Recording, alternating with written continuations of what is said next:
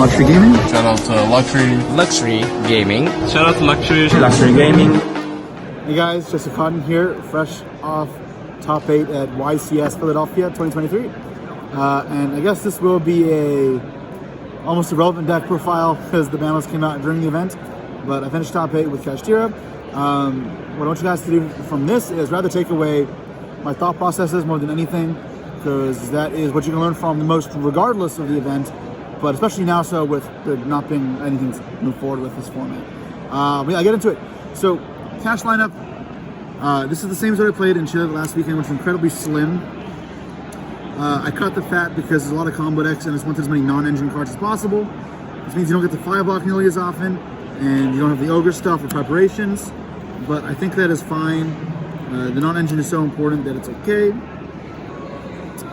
Those are normal as well. This is normal as well. And then no preparation, no ogre, so it's the big for comboing. This is the bare minimum, I think. Anything else is kind of ridiculous, but anything less is ridiculous. And then slimming the fat. The thought process is I want to see non-engine cards. When you're playing this deck, you want as many cards to be live as possible, so that's kind of the goal for how it's built. Shifter's kind of the exception because it's so strong. So still played Shifter. I built this deck even more for the mirror than I did last week.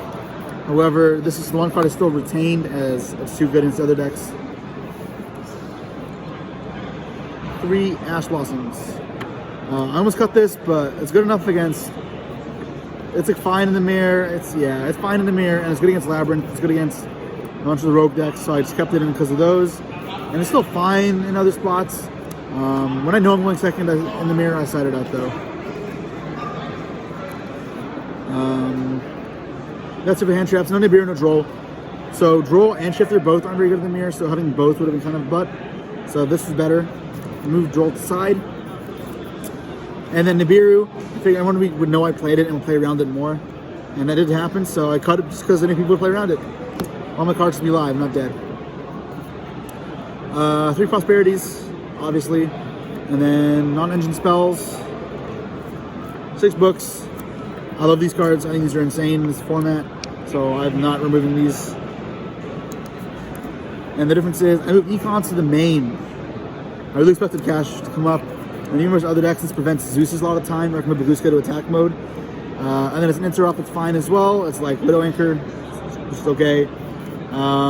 Yeah, I like this card. And then Talents as well, again, really positioned for the mirror match.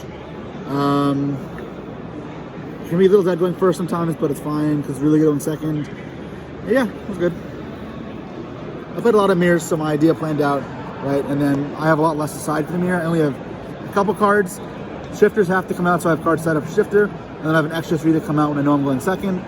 So the 3 that I'm always going to side in versus the mirror match should be replacing the Shifters or Lances. Put these in because I wanted a card that was good going first or second. So that way, if I didn't know if I was going first or second, but I could be comfortable. Going first, this beats Talents, Econ stuff. You go Rise Past player on Nibiru. Set this, and you're really relatively comfortable from what they can do. Assuming you back up any other sort of interruptions, which is not hard. And I was a fan of this, so I'm happy. And then going second, it beats Books, Imperms, and then Econs as well. So yeah, I mean, this card was played before, and it was cut because there's a lot of non-spell decks, like Super Heavy, and even Pearly doesn't play anything this really works against, so that's why it's not in the main, that's why it was cut. But it's still good in the mirror, so yeah, played it there. And then if I knew I was winning second, I expect people to play a lot of Books now, like myself, or Imperms, Econs, other Floodgates. So these go in. I'm happy with that. This is the mirror. And then Super Heavy, Mathmech, and then Despia Mathmech branded. Sorry, is that right? I already said, yeah, and Labyrinth as well. 3 Dark Rulers, I had a little space left, and I think Sprite's like a fine pick, so I want something for Sprite. And then if Super Heavies aren't doing like the OD combo fields, like the 2 fixated on like playing through hand traps, and their end field's not as strong, this just beats them. So yeah, I think it's kind of a meta call. It is a bit risky, but it's worth it to have the kind of variation. I only ever sided this in for Sword Soul. I didn't play against Super Heavy or Sprite, but I did draw it in Sword Soul, it was good. Anyways, yeah, that's the side. And then extra. So put the Baron back, or put the Baron in. I never played it before. With some more hand traps on the side. It's coming up enough. I summoned it once. I don't love the card, but it's okay. The Gerudo was never coming up for me either, so I guess it came up a little more.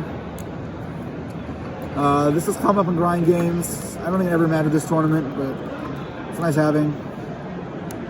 Goliath, Gamma, Donair, Clear Your Fields. I played Nips, this comes up a lot less.